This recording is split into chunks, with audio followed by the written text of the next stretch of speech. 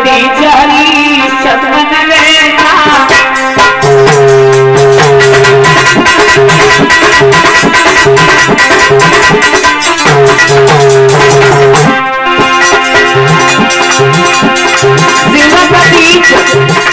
हरिश्चंद्र नरेसा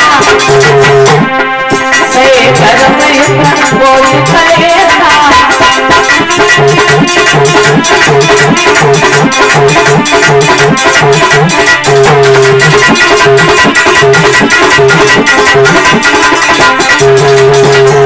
सुखदेव जी महाराज कहते हैं शिव तधीच हरिश्चंद्र नरेसा। महाराज शिव कैसे राजा हुए? महाराज शिव जिन्होंने अपने पूरे शरीर में देवराज इंद्र जो साज बन करके आया था उसके सामने अपने पूरे शरीर को रख दिया था।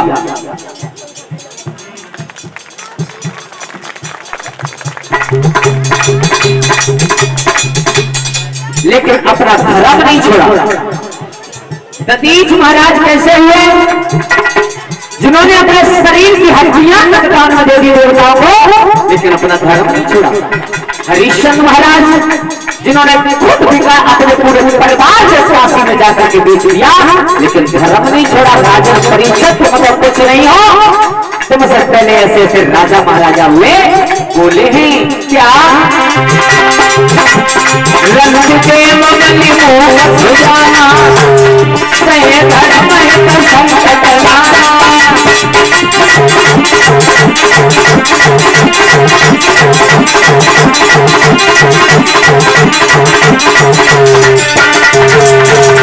रंग देव बलि भूप सुजाना, और सहे धर्म हित संकट नाना। रंगदेव महाराज, बलि महाराज जिन्होंने अपने साढ़े 3 कदम पृथ्वी के चक्कर में अपने शरीर तक को नाप दिया था। महाराज परीक्षित तुम्हें किस चीज का घमंड है? इस संसार में तुमसे पहले न जाने कैसे कैसे आए और आकर के चले गए। महाराज इसी वंश में बाहुक नाम के राजा हुए। बाहुक महाराज इसी वंश में आगे चल करके भागीरथ महाराज हुए हैं। वो भागीरथ महाराज गंगा को पृथ्वी पर लेकर के आए थे। सगर महाराज भी हुए थे जिनके 7,000 बेटा थे। लेकिन सबसे बड़ी बात ये रही कि अयोध्या में जो राजा हुए दादाजी, उन राजाओं के घर में संतान पैदा नहीं हुई। संतान भई तो काऊ की यज्ञ से, काऊ की काऊ से, काऊ की काऊ से। अयोध्या में सबसे बड़ी समस्या थी सिर्फ और सिर्फ बच्चों की।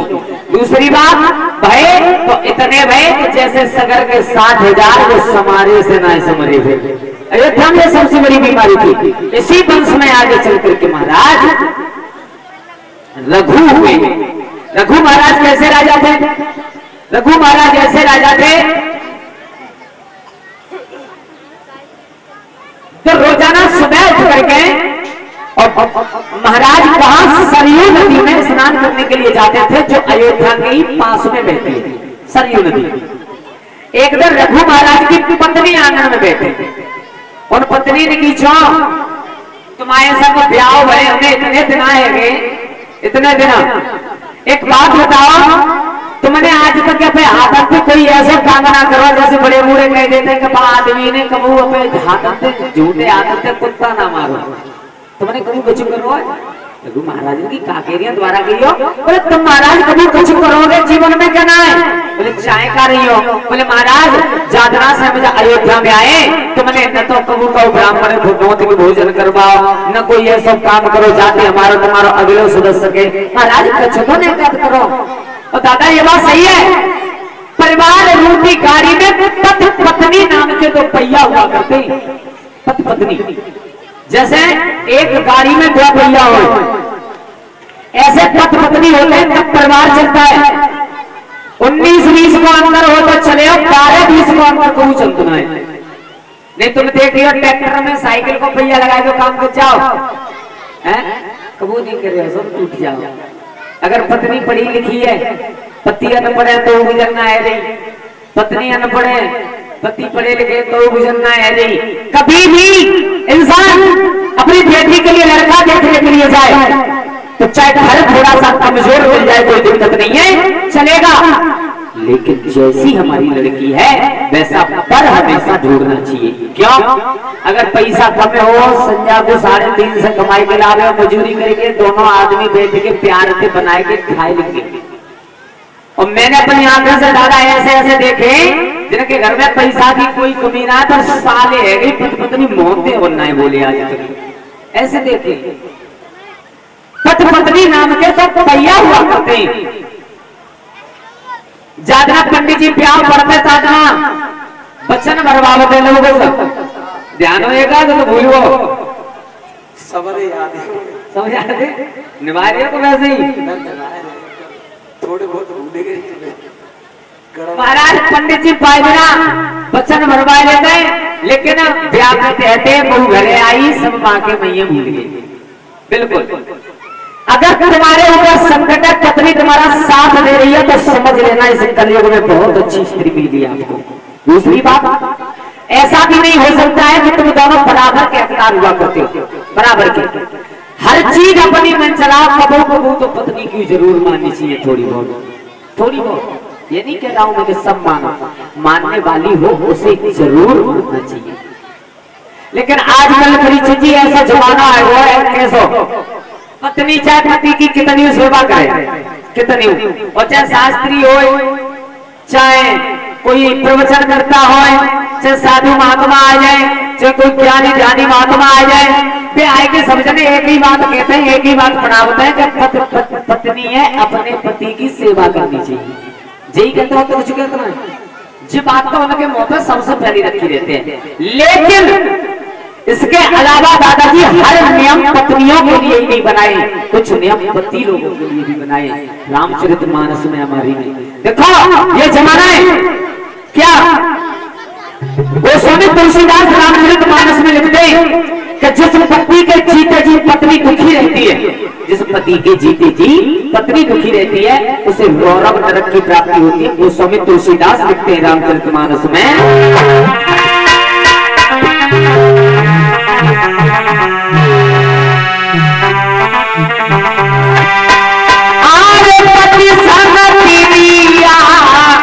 और रहती अरे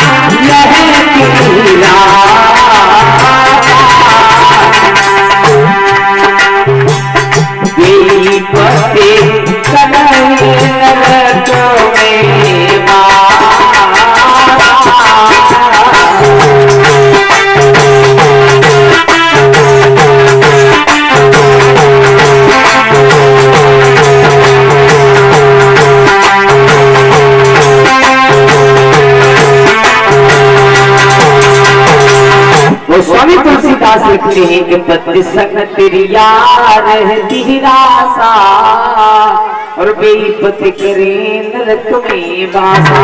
परीक्षित जी जिस पति के जीते जी आंगन में पत्नी दुखी रहे उस पति को तीसरे नंबर वाले नरक की प्राप्ति होती है। ये हमारी रामचरितमानस कहती है। मैं बताऊं तीसरा नंबर को नरक तो बहुत दूर है, अगर मैं को दुखी है तो नीलो ड्राम पे दे और फिर अब तो जमाना ही बदले बोए। नरक बाद में मिले तो मैंने अभी देखी हुई, हमने तो ऐसी ऐसी वीडियो देखी में नदियन में ड्राम बहेगे नीले नीले सोरे उठा उठा के फेंक दिया पे करते। महाराज रघु महाराज की पत्नी ने अपने पति से कहा दिया इतने दिन है कि तुमने आज तक न तो कोई ब्राह्मण मत की जमाए न कुछ। तो दादाजी उस जमाने में सबसे बड़े ब्राह्मण था वो था रावण। एक और बात बताऊं, रावण जैसा विद्वान नहीं था कोई, रावण जैसा, लेकिन गलत रास्ते पर कदम चला जाता है तो बल बुद्धि सब कुछ नष्ट हो जाती है। रावण बहुत बड़ा विद्वान था। रघु महाराज ने कई तो चिंता का ऊपर नहीं हो पर छोटी सी बात है घबरा मत है और कल हम करुण का ऊपर देते नौती की जरूर अपने घरे खा भोजन करा देंगे। रघु महाराज गए कहा लंका में रावण को निमंत्रण देकर के आए हैं कि ब्रह्मदेव तुम्हें हमारे घर कल भोजन कर करने के लिए आना। बोले ठीक है दादाजी, सवेरे होते रावण लंका से आया है अयोध्या में, भोजन कर ले, ध्यान देना। और इतने तेज टाइम तो महाराज रघु को सरयू नदी पर स्नान करने के लिए जाना। द्वार में फिर रावण घुस रहे, रघु महाराज निकल रही। रघु महाराज ने आज जो ब्राह्मण देवता आए गए, बोले हाँ तो एक काम करो, तुम बैठो भोजन करो, हम स्नान करने जा रहे हैं, स्नान करके अभी वापस आते हैं। रघु महाराज चले गए स्नान करने और रावण घुस गया अंदर। रघु महाराज की पत्नी थी, पत्नी ने बहुत अच्छे तरीका से भोजन बनाओ और दादा भोजन बनाए के एक हाथ में थाली ली, एक हाथ में जल को लोटा लो। रावण बैठा आसन लगा करके, जो भगवान श्री राम की परदादी थी उनका वृत्तांत सुना रहा हूं मैं आपको आज। रावण बैठा है आसन लगा करके और रघु महाराज की पत्नी भोजन लेके चली है बेटा।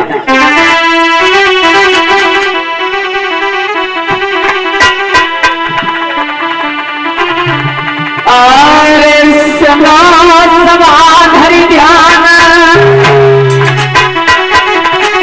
अरे भोजन की और ले लिये रे थाली।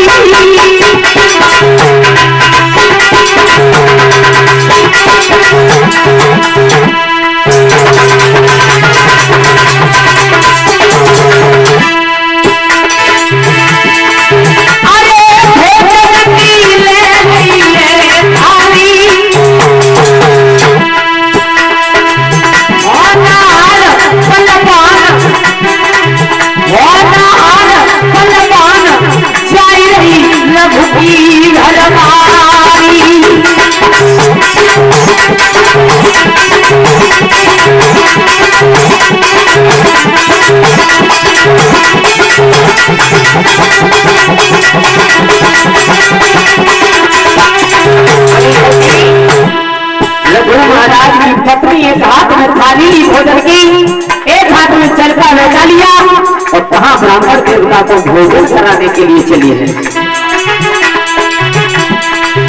अरे सामने पापी के आई, अरे सामने पापी के आई।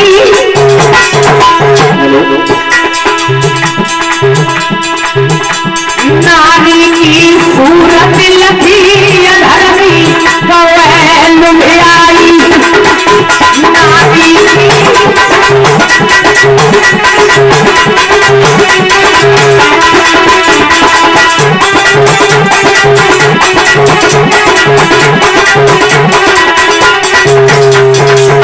रघु महाराज की पत्नी भोजन लाई, थाली रखी रावण के सामने, जल का लोटा रखा, हाथ जोड़ करके कहा ब्राह्मण देवता आप भोजन करो। अब रावण की दादाजी थाली में निगाह आई गई, निगाह गई है सीधी कहां? रघु महाराज की पत्नी के चेहरा में। एक बात कहूं, ये तीन आदमी तो नींद कम आते हैं, किने किने तीन आदमी ने एक बार चोरा नींद कम आते हैं। चाहे रात में कहो कि भैंसिया कौन नहीं होगा, नींद कम आ गई।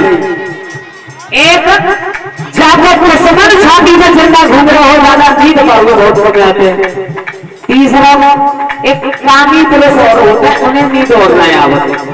हमने देखे अपनी आंखों से सवेरे के 4 बजे बहुत डाबला झोला में और सवेरे के 4 बजे तक रह रही है सवेरे लाख रुपये जगाने पड़ते हैं। कामी पुरुष नींद बहुत कम आती है, बहुत रात। और विद्वान कहते हैं हमारे कौआ रात में दिन में उल्लू कामी रात दिन उठ गई जगी कौआ नाम का पक्षी होता है, दादा रात में दिखाई ना देते और उल्लू है दिन में दिखाई ना देते। और जो कामी पुरुष होता है, कामी उन दोनों कामी पुरुषों को न दिन में दिखाई दे और न रात में, दोनों टाइम से होते हैं। उनको लठिया बजा के कोई असर नहीं करते। रावण ने कही मुझी पत्नी है,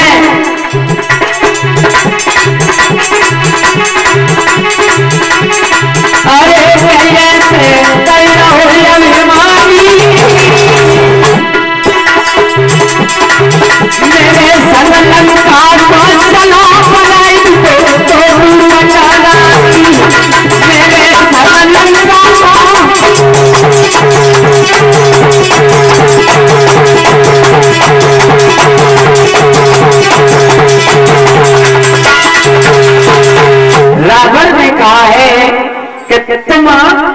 हकीकत बात बताऊं तो तुम रघु के लायक है ना।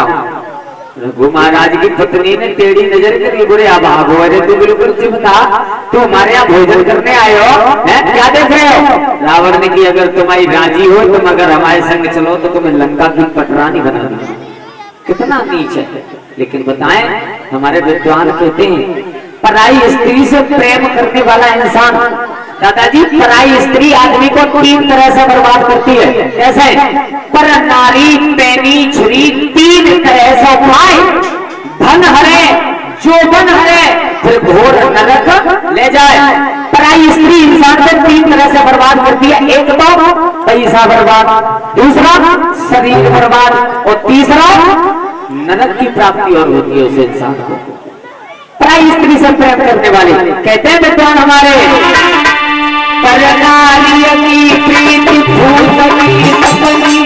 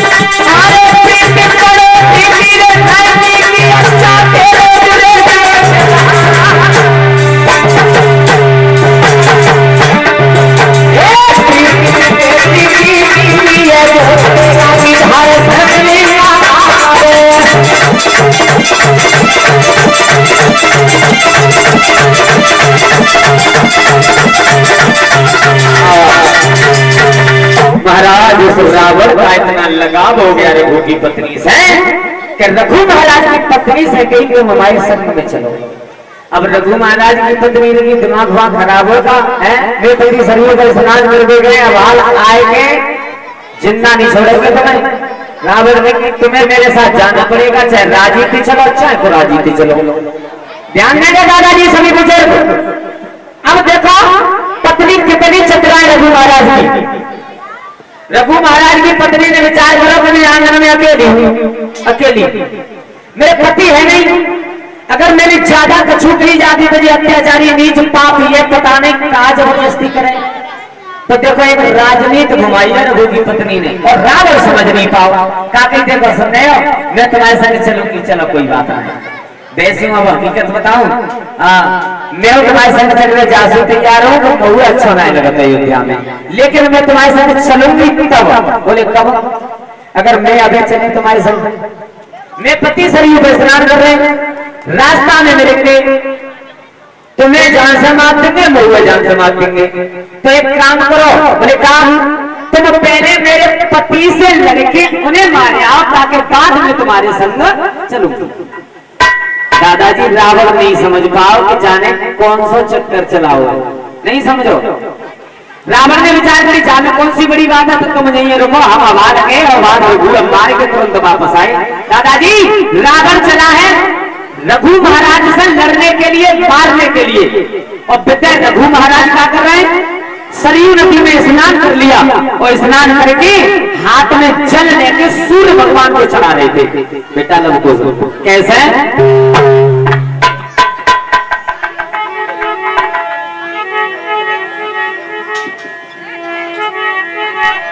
रघु महाराज ने स्नान करने के बाद हाथ में जल लिया और सूर्य भगवान को अर्घ दे रहे हैं और पीछे से रावण आ रहा युद्ध करने के लिए, लड़ने के लिए। तो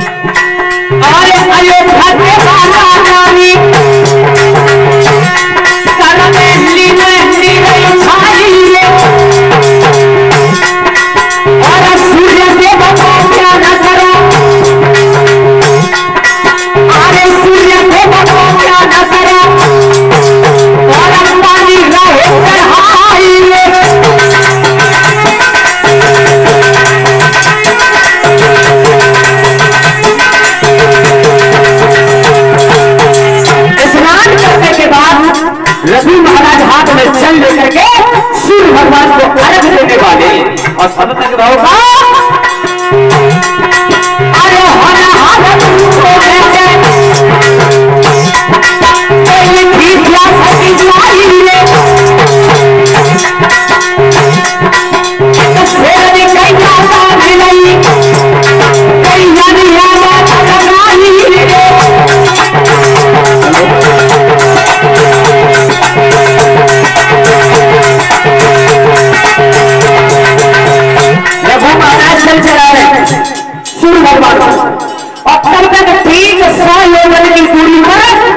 जंगल में एक शेर ने दादाजी एक गैया दबाई ली।